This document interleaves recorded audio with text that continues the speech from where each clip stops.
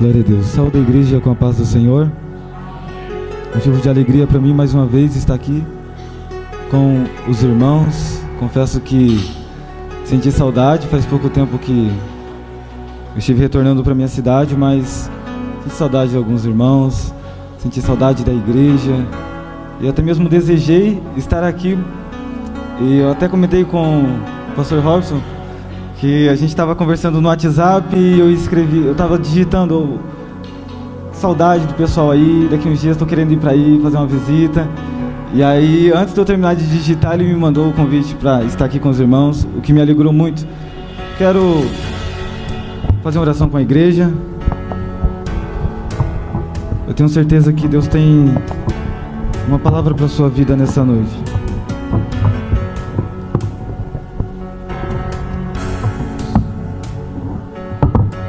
O assunto que me foi proposto a estar falando com os irmãos nesta noite é sobre a santificação. O texto oficial desses 2 dias em que nós vamos estar refletindo sobre a palavra de Deus é Tessalonicenses 4, onde diz que o Senhor Deus não nos chamou para a impureza, e sim para a santificação. E neste primeiro momento que nós vamos ter, será hoje e amanhã, eu queria usar esse momento para nós compreendermos a origem da santificação ou o início da santificação. Eu vou falar sobre algumas coisas sobre a natureza humana e de primeiro momento pode parecer que não está relacionado com a santificação, mas se nós não compreendermos bem esta base sobre a qual a santificação surge, nós não podemos entender de forma clara, como a Bíblia ensina, o que é a santificação. Então, eu queria já pedir para você deixar sua Bíblia aberta no livro de Tessalonicenses, no capítulo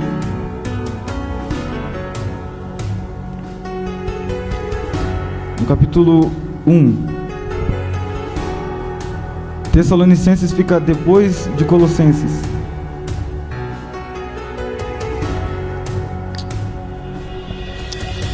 Graças a Deus. Pai Santo, em nome de Jesus, Senhor,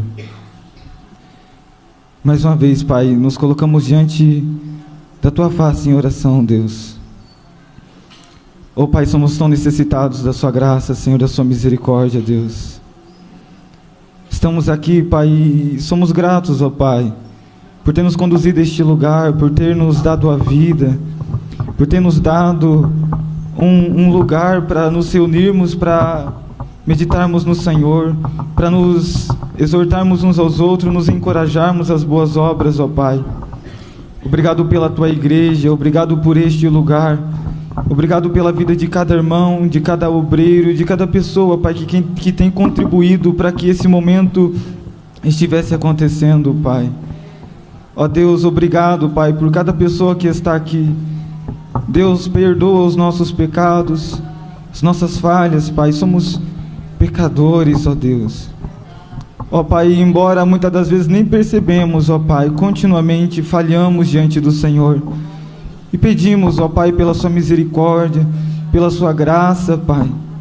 Deus, o nosso relacionamento, o nosso culto ao Senhor, ó Pai, não é baseado na nossa própria obediência, no nosso próprio merecimento, Pai, mas nós nos achegamos a Ti, em nome de Jesus, Pai, aquele que levou sobre si os nossos pecados, aquele que pelo Seu sangue nos comprou para o Senhor, ó Pai, e por isso nós Te pedimos, ó Deus, que o Senhor se manifeste sobre nós, ó Deus, através da Tua palavra, através, ó Deus, da mensagem eterna do Senhor, ó Pai, do Teu plano glorioso de salvação, a qual o Senhor constituiu, ó Pai, um povo para a Sua glória, para viver em santificação, Senhor.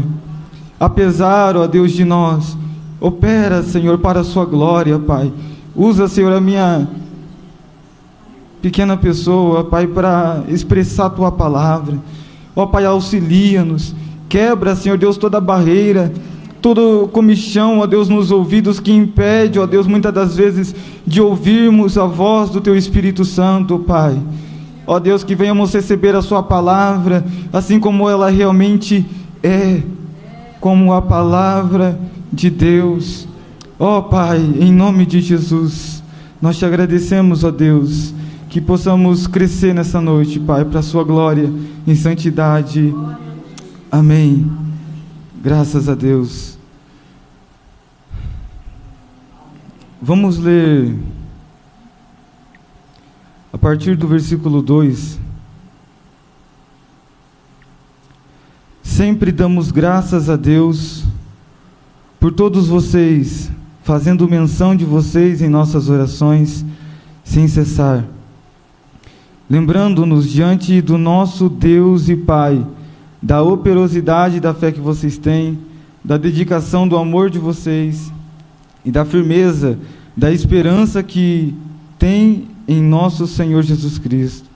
Sabemos, irmãos amados por Deus, que Ele os escolheu, porque o nosso Evangelho não chegou a vocês somente em palavra, mas também em poder, no Espírito Santo e em plena convicção. E vocês sabem muito bem qual foi o nosso modo de agir entre vocês, para o próprio bem de vocês. E vocês se tornaram nossos imitadores e do Senhor, recebendo a palavra com alegria que vem do Espírito Santo, apesar dos muitos sofrimentos. Assim, vocês se tornaram modelo para todos os crentes na Macedônia e na Acaia, porque a partir de vocês a palavra do Senhor repercutiu, não só na Macedônia e na Acaia, mas a fé que vocês têm em Deus repercutiu em todos os lugares, a ponto de não termos necessidade de dizer mais nada a respeito disto. Porque no que se refere a nós, as pessoas desses lugares falam como foi a nossa chegada no meio de vocês e como, deixando os ídolos, vocês se converteram a Deus para servir o Deus vivo e verdadeiro e para aguardar dos céus o seu Filho, a quem Ele ressuscitou dentre os mortos, a saber, Jesus, que nos livra da ira vindoura. Podem se assentar?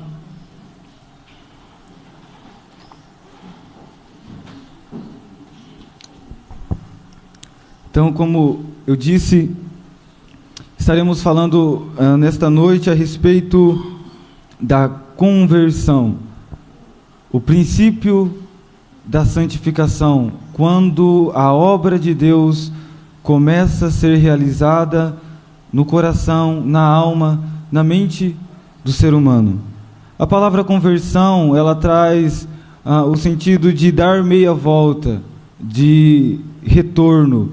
É como alguém que está indo numa via e ele dá meia volta e pega o sentido contrário. Ele fez uma conversão. Esse é o sentido da palavra. E a conversão não é algo, vamos assim dizer, simples de raciocinar quando nós analisamos a natureza humana. Porque dar meia volta ou mudar de direção, voltar-se, mudar de caminho para uma criatura que tem a sua natureza completamente inclinada para uma direção específica, é algo que parece de primeira mão ser contraditório, mas através da graça de Deus, o Espírito Santo leva as pessoas à conversão. E nós vamos dar uma breve olhada nesta noite a respeito da natureza humana, para que então a gente entenda como é possível ocorrer esta conversão, que é o momento em que o ser humano, que vive na prática do pecado, que vive a sua vida para a sua própria glória e não buscando a glória de Deus, é o momento em que ele desperta para a realidade, reconhece o seu estado, a direção em que ele está caminhando, que é cada vez mais distante de Deus, e então ele se volta para Deus e passa a viver uma nova vida, a andar em uma direção oposta à que antes ele estava andando. Antes estava andando segundo a sua própria vontade, vivendo para a sua própria glória, para a realização dos seus próprios desejos. Após a conversão, vive agora para a glória de outro, para realizar os desejos de outro. Então, é uma mudança de vida. Mas só é necessário a conversão porque o ser humano está no caminho errado.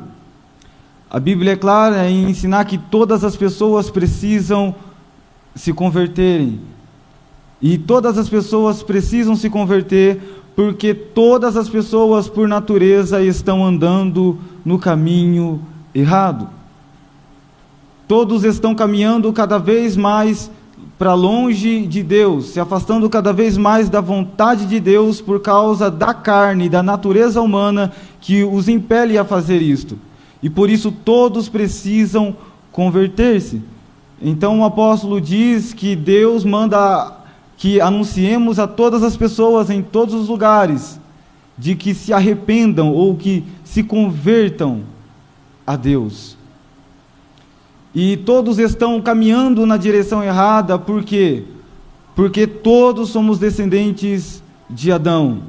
Quando Deus cria o primeiro homem, Deus traça para ele um caminho e diz: este é o caminho que você deve andar. Um caminho de obediência, um caminho de relacionamento amigável, amoroso com Deus. O homem deveria viver para a glória do seu Criador, amando, servindo, adorando Ele na beleza da sua santidade, e o Criador faria tudo cooperar para o bem do ser humano. Em outras palavras, o homem deveria viver a sua vida completamente entregue e para a glória de Deus, enquanto Deus cuidaria de tudo aquilo que ele precisava e concederia tudo aquilo que ele necessitava. Mas nós sabemos que Adão, ele toma o caminho errado. Através da sua decisão, juntamente com Eva, eles desobedecem ao Senhor. Ou seja, eles saem do caminho ao qual Deus os tinha colocado para viver. Deus criou o ser humano para que vivesse para Ele, para a sua própria glória. E quando Adão sai deste caminho, então ele toma uma outra direção, que é viver para satisfazer os seus próprios desejos, realizar a sua própria vontade.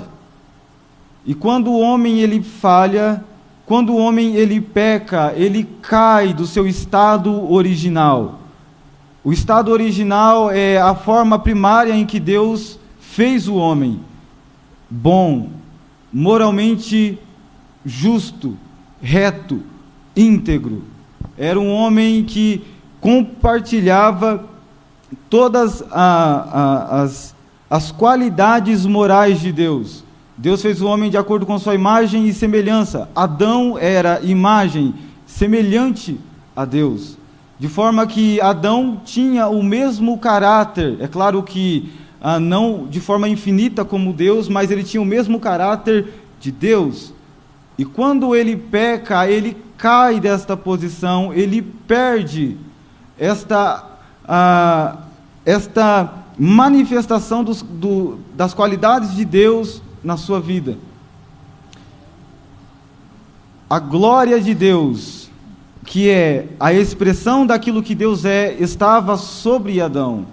E quando Adão e Eva pecam, eles são separados da glória de Deus, ou seja, da manifestação da natureza de Deus neles. Eles são separados da glória de Deus. Romanos 3:23 diz que todos pecaram e separados, destituídos estão da glória de Deus. E uma vez que o homem foi separado da glória de Deus, uma vez que o homem foi separado da natureza divina, uma vez que o homem perdeu a sua posição original, ele se tornou uma criatura depravada, corrompida, com a sua natureza manchada pelo pecado. Isso significa que Embora tendo sido criado perfeitamente justo, reto, íntegro, bondoso, amoroso, o homem caiu desta posição e se tornou mau. A sua natureza sofreu a queda, de forma que ele se tornou mau. Não é simplesmente que ele realizou algo mal, mas ele realizou algo mal e se tornou mal por causa disso. A natureza humana foi destituída da glória de Deus. Agora pense, eu gosto de usar o exemplo da luz. Se a luz da glória de Deus na alma do homem, no ser do homem, o fazia ser semelhante a Deus, agora imagine esta luz se apagando. O caráter de Deus sendo removido da natureza humana. O que resta é aquilo que é oposto, aquilo que é contrário. Ou seja, trevas. Da mesma forma, Deus sendo a fonte de tudo aquilo que é bom, quando Adão é separado da glória de Deus, ele é separado da essência, da natureza de Deus. E sendo separado daquilo que é bom, ele se torna o oposto. Assim como quando a luz se apaga, fica escuro. Quando a glória de Deus, que é a manifestação do caráter de Deus, é manchada, é em parte perdida por causa do pecado de Adão, então ele se torna aquilo que é contrário.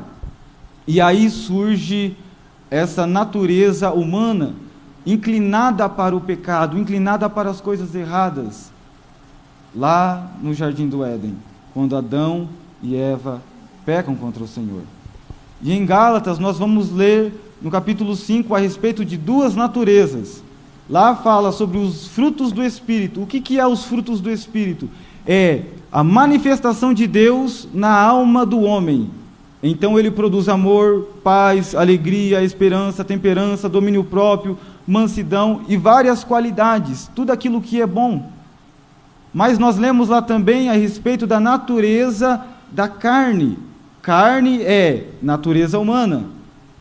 E lá está descrito para nós uma lista, se não me engano, com 19 tipos de coisas ruins, 19 tipos de pecados, de perversões, de defeitos que a natureza humana possui.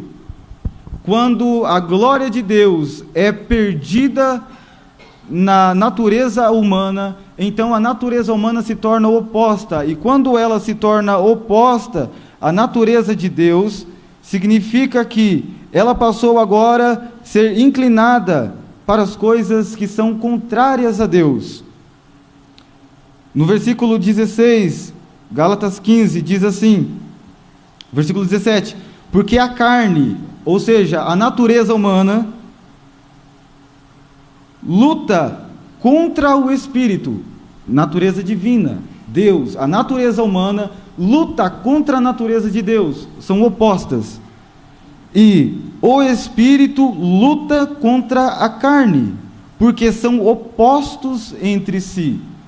Então, a partir deste momento, o homem, a partir do momento da queda, o homem já não é mais um com Deus, não compartilham de uma mesma natureza, mas agora o homem passou a possuir uma outra natureza, que é completamente oposta à natureza de Deus.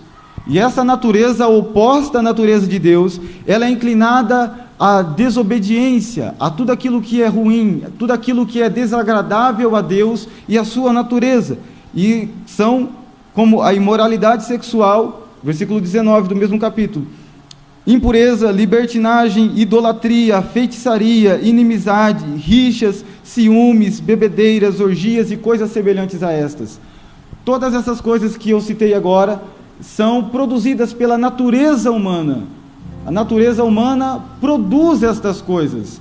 Não é que a natureza humana simplesmente absorve estas coisas, mas ela produz, sai de dentro. Em Marcos, no capítulo 7, nós vamos ler o próprio Jesus dizendo o seguinte, no versículo 21, porque de dentro do coração das pessoas, ou seja, da natureza humana, lá do íntimo da natureza humana, do coração das pessoas, é que procedem é como a ideia de fonte, origem, é de lá que se origina estas coisas. os maus pensamentos, as imoralidades sexuais, os furtos, os homicídios, os adultérios, a avareza, a maldade, o engano, a libertinagem, a inveja, a blasfêmia, o orgulho, a falta de juízo. Todos estes males vêm de dentro e contaminam a pessoa. A partir do momento em que o homem caiu no pecado, ele se tornou oposto à natureza de Deus. Portanto, se tornou mal. E essa natureza caída no pecado, corrompida, manchada, essa natureza que agora é uma fonte de defeitos, de ações que são contrárias à vontade de Deus, foi transmitida a toda a sua descendência. Um animal, por exemplo, vamos usar aqui um cachorro, ele não vai procriar um gato ou um rato, mas a reprodução natural produz seres da mesma espécie compartilhando da mesma natureza. De uma forma mais, vamos dizer, bruta, para tentar entender aquilo que a Bíblia nos ensina sobre a natureza humana. Desta mesma maneira, a relação entre Adão e Eva, a reprodução deles, a procriação deles, gerou filhos semelhantes a eles. Em Gênesis, no capítulo 5, se não me falha a memória, nós vamos ler que Deus fez Adão segundo a sua imagem e semelhança. Mas depois você vai ler assim: e Adão teve um filho segundo a sua imagem e semelhança. Não é mais segundo a imagem e semelhança de Deus, simplesmente, mas é também imagem e semelhança de Adão. Ou seja, herdou as mesmas características, as mesmas inclinações da natureza de Adão. E é por isso que todos pecaram. Romanos, no capítulo 5, o versículo 12, diz assim, que por causa do pecado de um só homem, a morte veio ao mundo, e pela morte, e a morte passou a todos os homens, por isso que todos pecaram. Romanos 5, 12. Portanto, assim como por um só homem entrou o pecado no mundo, e pelo pecado veio a morte, assim também a morte passou a toda a humanidade, porque todos pecaram. Em outra versão vai dizer assim: por isso que todos pecaram. Por causa do pecado entrou a morte, a separação do homem de Deus. A natureza humana caiu em um estado de morte espiritual. A morte passou a todos os seres humanos. E é por isso que todos os seres humanos pecam. O ser humano peca, ele é pecador não simplesmente porque peca, mas ele peca porque ele já nasceu pecador. Em Salmo 51, o versículo 5, diz assim: eis que em pecado eu fui formado, e em iniquidade me concebeu a minha mãe. O salmista Davi nos ensina que a criança ainda no ventre da mãe, quando ela está sendo gerada, nunca respirou, vamos assim dizer aqui do lado de fora, nunca teve as suas faculdades desenvolvidas, mas nela já está a natureza do pecado. Embora ela nunca cometeu pecado, mas a sua natureza já é pecaminosa, de forma que quando ela se desenvolver, assim que ela começar a falar, andar, pensar, raciocinar, assim também ela vai começar a pecar, porque a natureza do ser humano é inclinada para o pecado, desde a sua infância. Para confirmar isso, eu sei que isso às vezes é estranho de ouvir, mas lá em Gênesis, no capítulo 6, está escrito, no versículo 5, o Senhor viu que a maldade das pessoas havia se multiplicado na terra, e que todo o desígnio do coração delas era continuamente mau. Então o Senhor ficou triste por haver feito o ser humano na terra, e lhe pesou o coração. Agora, leia comigo no capítulo 8 e o versículo 21. E o Senhor aspirou o aroma agradável e disse consigo mesmo: nunca mais vou amaldiçoar a terra por causa das pessoas, porque é mal. Preste atenção nessa frase. Porque é mau o desígnio íntimo do ser humano desde a sua mocidade. Em outras traduções vai dizer desde a sua meninice, e em outra vai dizer desde a sua infância. É mau o desígnio íntimo do coração do ser humano desde a sua infância. E é por isso que todos pecaram, porque todos os seres humanos, todos nós, nascemos, herdamos esta natureza que é oposta à natureza de Deus. De maneira que o ciclo natural do ser humano não é inclinar-se para a santidade, não é buscar a santificação, mas a inclinação natural do ser humano é buscar pecado e mais pecado. Porque é a estas coisas que a sua natureza se inclina. E em Romanos, nós vamos ler que a inclinação da carne é morte, ou seja, é separação de Deus, porque não está sujeita à lei de Deus. Presta atenção nisso, no resto do versículo. E nem ainda pode estar. A natureza humana não é sujeita à lei de Deus, e nem ainda pode ser, não pode estar. Ela não somente é contrária à lei de Deus, mas ela não pode se submeter à lei, porque a carne se rebela, é um princípio, o pecado é um princípio de rebelião na natureza humana que leva a ele se rebelar contra a lei, de forma que a Bíblia chega a usar a expressão que a lei é aquilo que até mesmo dá força para o pecado, porque a força do pecado é a lei. Está escrito em Coríntios. Não adianta pôr diante do ser humano não faça isso, porque esse não faça isso só vai servir para despertar a sua natureza para fazer aquilo. De forma que Paulo disse que eu não teria conhecido o pecado senão pela lei, porque quando a lei diz para que eu não cobiçasse, então despertou em mim o pecado. A natureza humana, ela é oposta a Deus. A Bíblia usa a expressão de morte espiritual. Morte espiritual significa que o ser humano, por natureza, ele é incapacitado de relacionar-se com o Deus que é espírito e que é vivo. Efésios, capítulo 5, capítulo 2, vai nos dizer o seguinte: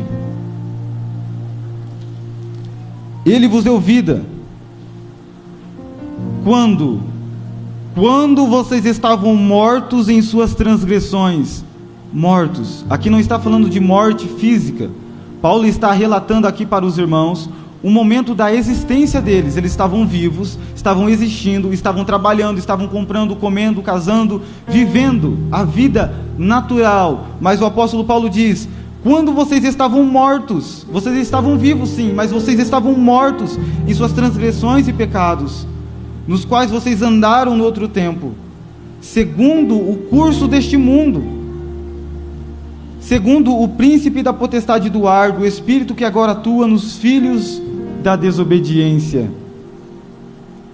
Entre eles também nós todos andamos no passado, segundo as inclinações da nossa carne, ou segundo as inclinações da nossa natureza, fazendo a vontade da carne, da nossa natureza e dos pensamentos. Olha o resto desse versículo: e éramos por natureza filhos da ira,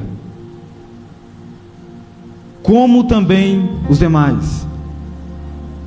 Por natureza filhos da ira. Por que filhos da ira? Porque Romanos diz que o pecado praticado pelo ser humano provoca a ira de Deus, e a ira de Deus se manifesta do céu contra o pecado do ser humano.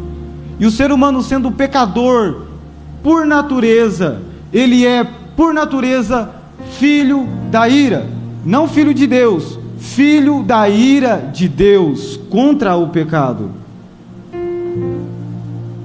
Nesse texto nós lemos duas expressões: filhos da desobediência e filhos da ira.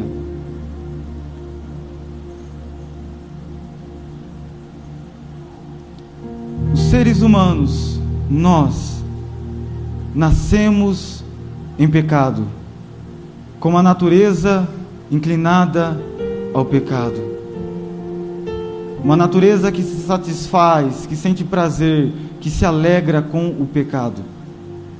E é por isso que o homem vive escravizado na prática do pecado. E este é o ciclo natural do ser humano. Preste atenção: da mesma maneira em que um rio com correnteza não sobe a correnteza de forma contrária, assim o ser humano, por natureza, ele é inclinado ao pecado e ele não se inclina a Deus por natureza. Isso é impossível.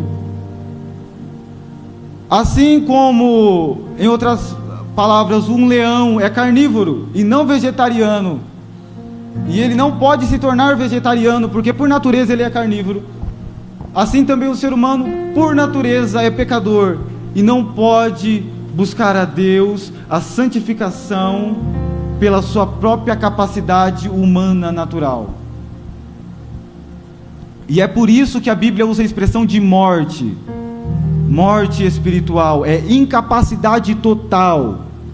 Da mesma forma que um morto não ouve, não fala, não raciocina, da mesma forma o ser humano em sua própria natureza não ouve a voz de Deus, não escuta a palavra de Deus, não responde ao chamado de Deus e não se volta para Deus. Olhe comigo o texto de Jeremias. Já se passaram 30 minutos. Jeremias, capítulo 13.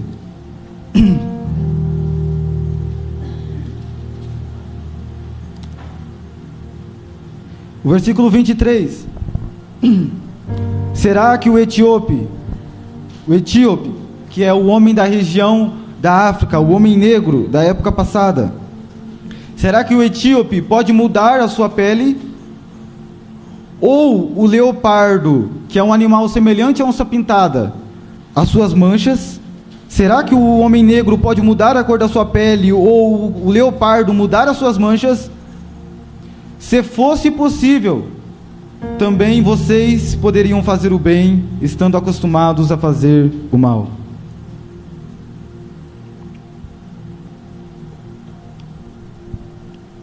Em outras palavras, não é possível o homem, pela sua própria capacidade, converter-se, voltar-se a Deus. É necessário que Deus intervenha antes. Todos nós, cada um de nós que estamos aqui não pelo poder daquilo que somos da nossa própria natureza, mas pela intervenção, pela ação de outro em nos ajudar.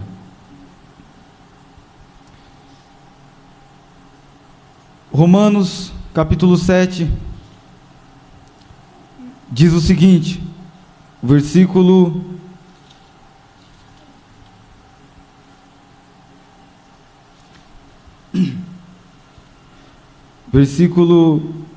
18. Aqui quem diz esse texto, quem está falando, é claro que é Deus, mas através do apóstolo Paulo, regenerado, o homem que viveu uma vida para a glória de Deus. Após a sua conversão, olha a expressão que ele usa: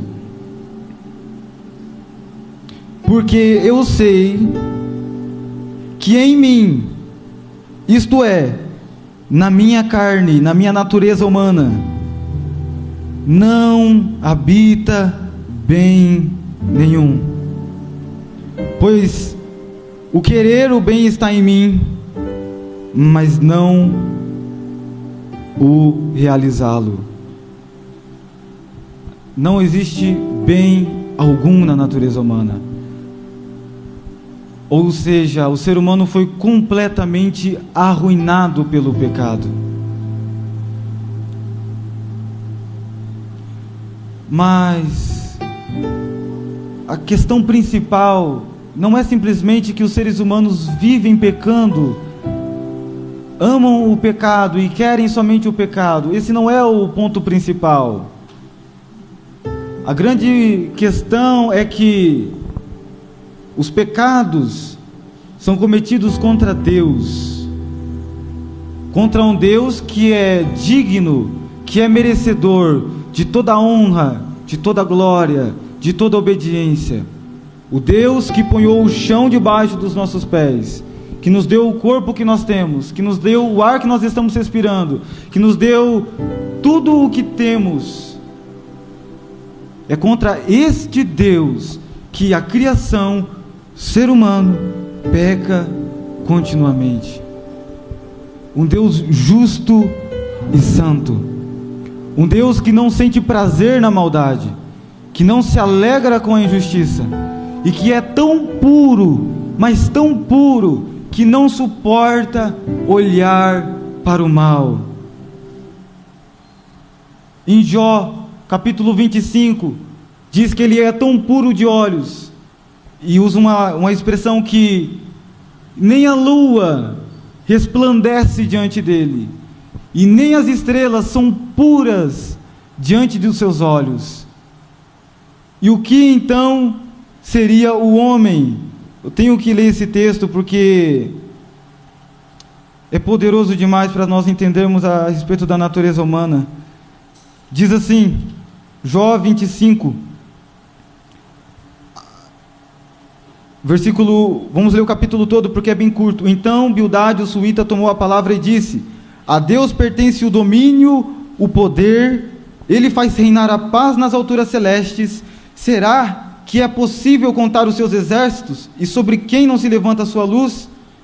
Como pode o mortal ser justo diante de Deus? E como pode ser puro aquele que nasce de mulher? Eis que até a lua não tem brilho, e as estrelas não são puras aos olhos dele. Quanto menos o homem, que é larva, e o filho do homem, que é verme. Em outras traduções vão usar palavras um pouco diferentes, mas é o mesmo sentido. Em outra versão vai dizer o filho do homem, que é gusano, que é um tipo de verme, e o filho do homem, que é larva. Diante da santidade de Deus, da sua pureza, o homem é como um verme é para nós, assim a natureza humana é diante da santidade de Deus. Existe algo mais imundo do que um verme? A Bíblia diz que o coração do homem é mais corrupto do que todas as coisas. Quem o conhecerá? Sabe o que significa mais corrupto? Ele é mais pervertido, ele é mais apodrecido, ele é mais estragado do que todas as coisas. Quem o conhecerá? Mas você pode se perguntar, mas existem tantas pessoas boas, existem tantas pessoas, vamos assim dizer, honestas, legais por aí. A depravação do ser humano não o incapacita de fazer coisas boas, mas mancha aquilo que ele é em essência. Jesus, em uma das suas conversas, ele diz assim: se vocês, sendo mal, sabem dar boas coisas aos vossos filhos, quanto mais vosso Pai Celeste que está no céu. Mesmo sendo maus, sabem dar boas coisas aos vossos filhos. Mas esta bondade que pode ser realizada pelo ser humano para com o próximo e para consigo mesmo, ela pode sim servir ao nosso próximo, mas ela não serve como algo bom diante de Deus. Porque Deus não recebe simplesmente obras, Deus recebe pessoas, Deus recebe o pacote por completo. Em outras palavras, Deus não está olhando simplesmente para a ação do corpo que se locomove em ajudar o próximo, Deus está olhando também para o coração e as intenções do coração em fazer aquilo. E é por isso que, nesse sentido, o ser humano não pode realizar nem nada que seja realmente bom diante de Deus pela sua própria capacidade. Nós estamos falando aqui do ser humano em sua própria capacidade, não do ser humano com a ação de Deus sobre a vida dele, que são coisas diferentes. Leia comigo Isaías 54.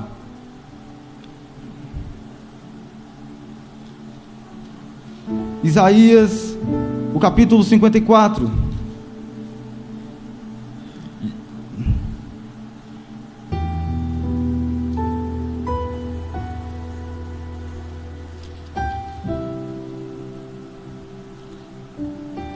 Perdão.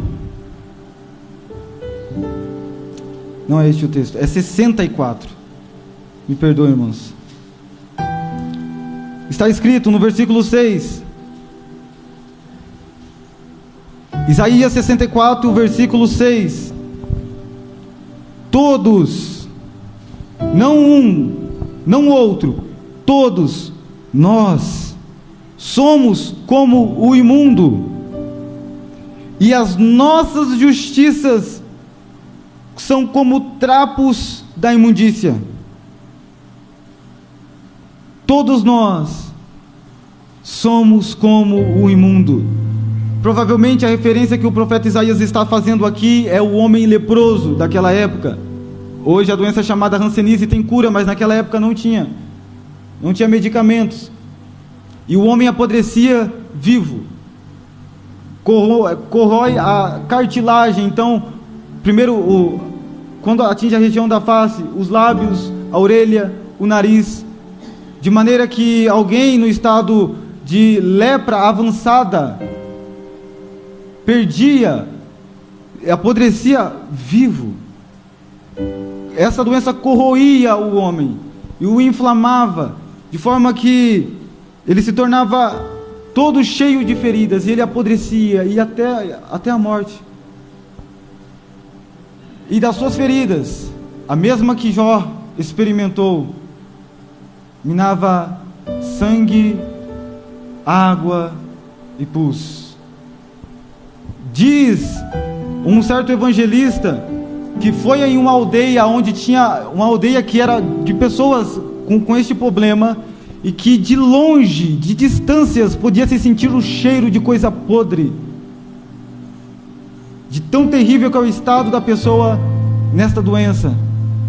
E o profeta diz: todos nós somos como o imundo, estamos vivos, mas podres, e todas as nossas justiças são como trapos da imundícia. O trapo é a gaza, é um pano limpo, é um pano bom, é um pano limpinho.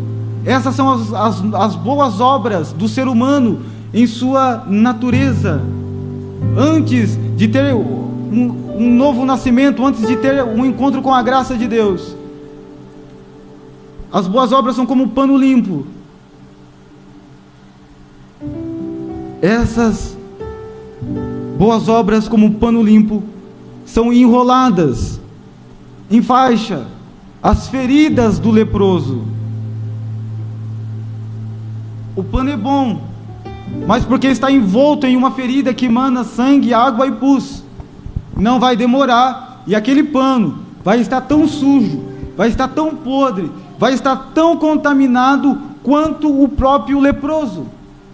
Essas são as boas obras praticadas pelos seres humanos em seu estado natural. Elas são boas. Ajudar o próximo, dar uma cesta básica, fazer isso, aquilo, coisas maravilhosas. Ser honesto, fazer as coisas certas. Porém, a corrupção do seu coração, a depravação da sua natureza, corrompe essas boas obras de maneira que ela não é aceitável a Deus. Pense agora, chegue o pastor lá na sua casa e você vai preparar algo para ele. Você está com suas mãos todas sujas, imundas, e você vai preparar um bolo para o pastor se alimentar na sua casa. E você pega os ingredientes bons, você usa farinha boa, você usa açúcar bom, trigo bom, fermento bom, tudo bom. porém as tuas mãos estão sujas. E quando você terminar o bolo, você vai falar: coma. E se ele estiver em perfeito juízo, é óbvio que ele não vai comer. Mas o problema não está no ingrediente, não está nas boas obras, está em quem somos por natureza. E isto corrompe aquilo que fazemos. De maneira que a Bíblia ensina não simplesmente que o homem pecou, mas que o homem somente pecou durante toda a sua vida. Existe um texto que diz que até mesmo a lavoura dos ímpios é pecado. Plantar, existe algo mais agradável do que plantar, do que trabalhar? Até mesmo a lavoura dos ímpios é pecado. Por quê? Porque estão envolvidas no pecado. Porque o ser humano, ele vai trabalhar, ele vai usar aquilo não para a glória de Deus. Ele não vai usar aquilo como um instrumento de louvor a Deus, mas vai usar aquilo para pecar contra o Senhor. A Bíblia diz que tudo aquilo que não é feito por fé é pecado. A Bíblia diz que tudo aquilo que não é feito para a glória de Deus, para exaltar a Deus, para entregar adoração a Deus, é pecado. Por isso, ainda que o homem faça coisas boas, tendo as intenções, as motivações, as inclinações erradas no seu coração, de nada lhe serve para a salvação. Pode ajudar o seu próximo, pode ajudar a si mesmo, pode fazer ele se tornar alguém mais agradável à vista das pessoas, mas não pode o tornar mais agradável diante de Deus. Deus é santo, e os olhos de Deus vão além do corpo físico. Os olhos de Deus penetram a alma do ser humano, lá no interior do coração. Por isso que quando os discípulos perguntam para Jesus, fala assim: quem então pode se salvar? Jesus responde: aos homens isto é impossível. Impossível, porque o homem, ele pode enfrentar um estado de sofrimento, ele pode cair sobre uma cama, ele pode estar vivendo na miséria, ele pode estar vivendo o pior momento da sua vida. Ele vai buscar todos os recursos, mas ele não vai buscar a Deus, por causa da sua natureza, que é inimiga de Deus. E perceba que o que eu estou falando é que ele não vai buscar a Deus vivo e verdadeiro. O homem, em seu estado natural, ele é religioso, e ele busca muitos deuses, ele cria várias religiões. O homem, embora caído no pecado, ele continua tendo um anseio dentro de si. Ele vive como estando na presença de uma divindade, por isso ele busca satisfazer esse sentimento, esse desejo, mas ele busca por causa da inclinação da sua carne, nas coisas erradas, naquilo que não é Deus, na idolatria, nas falsas religiões, nos falsos ensinos. Porém, nós olhamos e podemos pensar: estão buscando a Deus, mas não estão buscando a Deus, eles estão buscando outro que não é Deus. Em Romanos, nós vamos ler que o homem está diante de todas as evidências que ele precisa para reconhecer que Deus é Deus, que Deus existe, que Ele é um Deus bondoso, que Ele é um Deus eterno. Mas o homem ignora a revelação do conhecimento de Deus e cria para si deuses segundo o seu próprio entendimento, segundo o seu próprio coração, deuses que lhe são agradáveis. Então alguém olha e diz: olha, está buscando a Deus, não o Deus vivo e verdadeiro, o Deus santo das Sagradas Escrituras, o Deus justo que se ira contra o pecado. Não esse Deus. Buscam o Deus que pode aumentar as suas riquezas, que pode lhe dar saúde, que pode satisfazer os desejos do seu coração, mas não estão buscando aquilo que Deus é, ou aquilo que Ele projetou para que nós vivêssemos, mas estão buscando satisfazer os seus desejos, usando apenas uma divindade como meio para isto. Por isso não estão buscando a Deus. Romanos, no capítulo 1, Paulo vai falar para nós sobre isto, no versículo 3, versículo 10, como está escrito: não há nenhum justo sequer, não há quem entenda, não há quem busque a Deus, não há quem busque a Deus, não há ninguém, nenhum que busca a Deus. Todos se desviaram e juntamente se tornaram inúteis. não há quem faça o bem, não há nenhum sequer. E é esse o relato bíblico a respeito da condição humana por natureza. Não tem nada de esperança na natureza humana. Não existe nenhum recurso que ele possa usar para se salvar ou para reverter essa situação. O homem está morto. Um morto não pode fazer nada por si mesmo. E esse é o estado natural de todos os seres humanos desde o ventre. Portanto, assim como a água não pode subir, não pode correr no sentido contrário à correnteza, e o leão, que é carnívoro, não se torna vegetariano sem a intervenção de Deus, assim o ser humano também não. Porém, para Deus tudo é possível. O grande mistério, a grande glória da conversão não está na decisão humana, não está no comportamento do ser humano, mas na ação do Deus que é todo poderoso, que é capaz de fazer as águas do mar se enfileirarem e deixar um túnel, como naquela época em que os israelitas cruzaram o Mar Vermelho. Ele sim tem poder sobrenatural para fazer com que a natureza ande ou ocorra no sentido contrário ao natural. É desse Deus, e nada menos do que esse Deus, que o ser humano precisa para ter o seu estado de morte espiritual revertido. Caso contrário, ele vai continuar correndo para o pecado, e quando estiver diante do trono de Deus, e quando sofrer a condenação eterna do inferno, no inferno permanecerá no seu pecado, porque é aquilo que ele é aquilo que ele gosta. Porém Deus, sendo um Deus misericordioso, um Deus bondoso, um Deus que, embora sendo santo e não suportando olhar para o mal, um Deus que diante da presença dele somos como vermes, esse Deus usou de misericórdia. O que é misericórdia?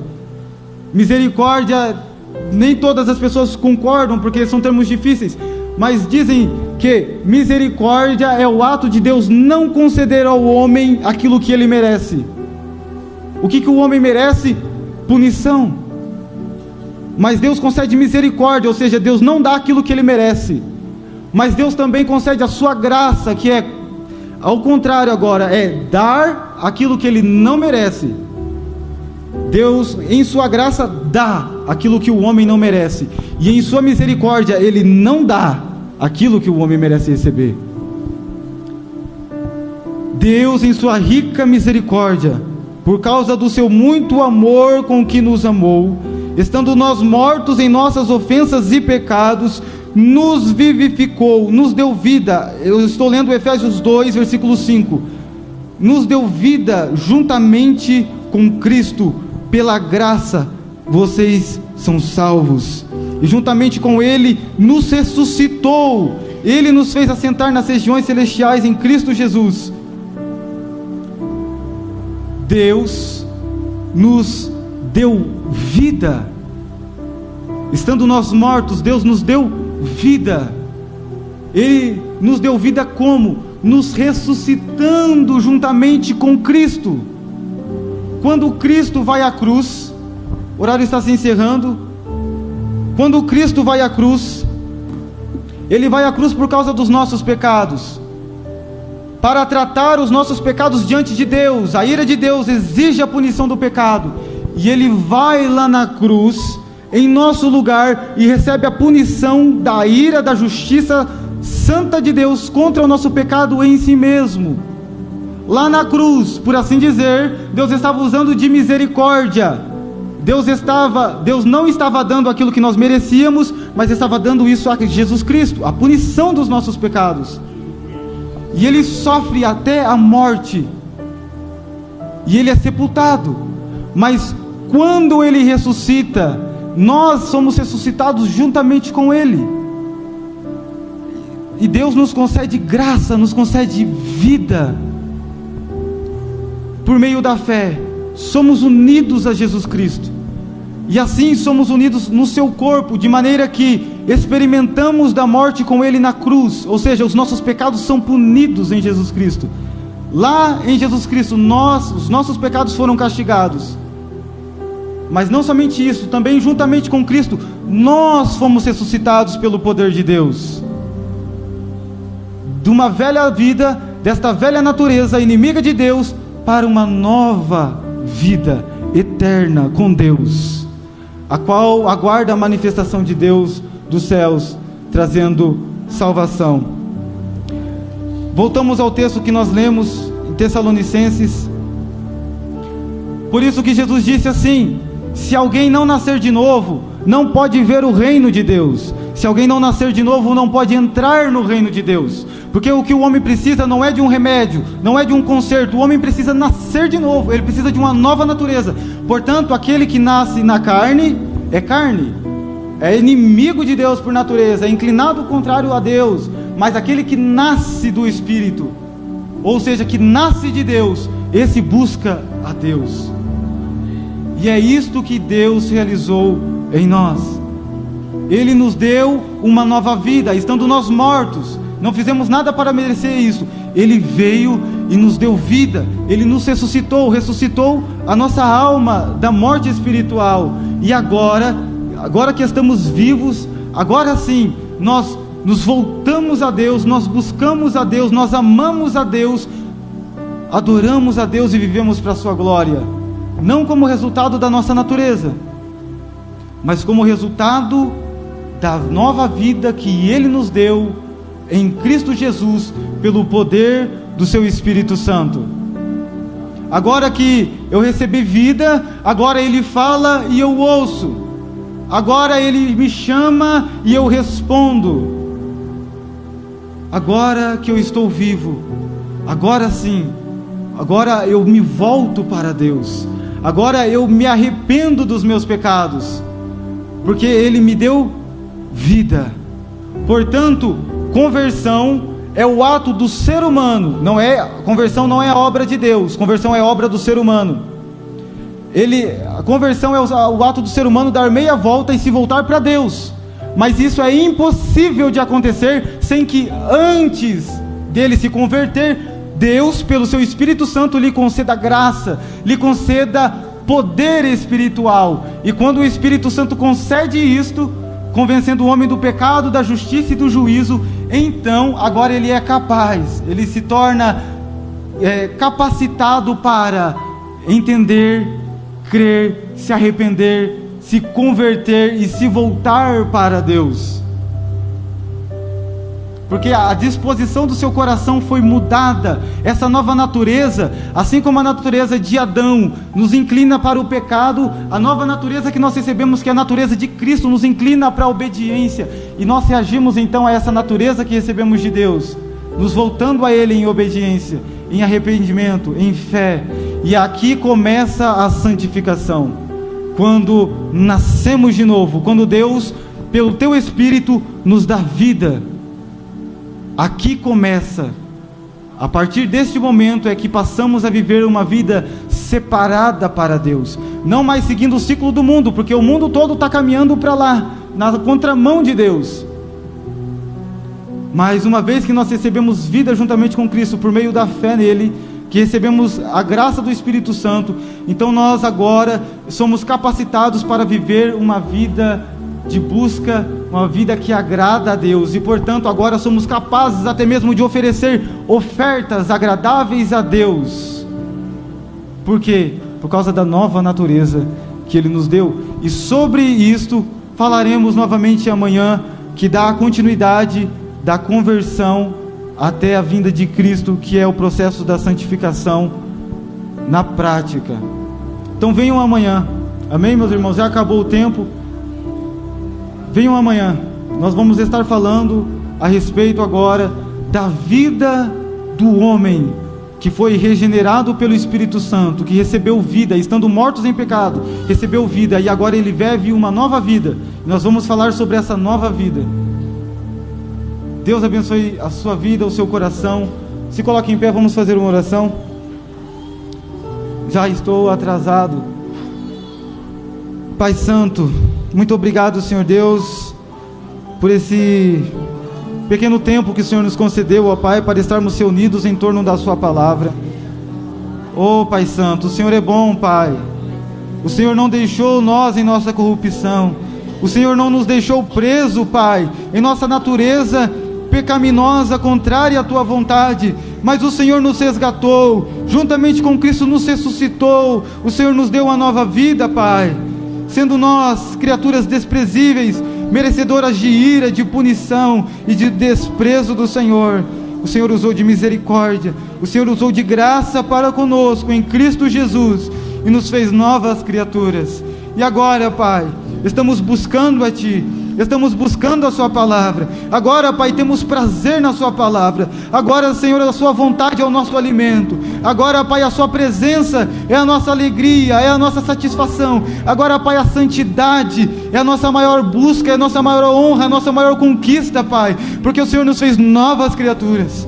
E assim, Pai, como oferecíamos os nossos membros para praticar o pecado, assim como usávamos o nosso corpo para pecarmos contra o Senhor, agora, Senhor, podemos usá-lo para a glória do Seu nome, para a exaltação de Cristo, para a proclamação da Sua palavra, Senhor, para a renúncia, Pai. Senhor Deus, muito obrigado, Senhor, por tamanha obra poderosa que o Senhor realizou em nós, uma nova criação, uma nova criatura. A primeira caiu e se corrompeu, mas o Senhor fez outra em cima da corrompida, Pai, usando o poder infinito, Pai, nos concedendo vida, Senhor. Espírito Santo, obrigado porque o Senhor habita em nós. Obrigado, Espírito Santo, porque se entendemos alguma coisa aqui, se nos alimentamos de alguma coisa aqui, é porque o Senhor nos tornou capaz para isso.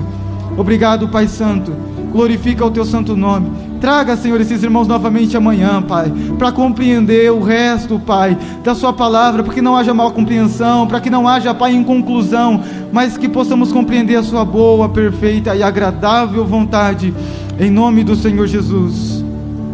Amém. Glória a Deus. Glória a Deus. Concluímos com a frase de Jesus que diz: ninguém pode vir a mim se o Pai não o trouxer.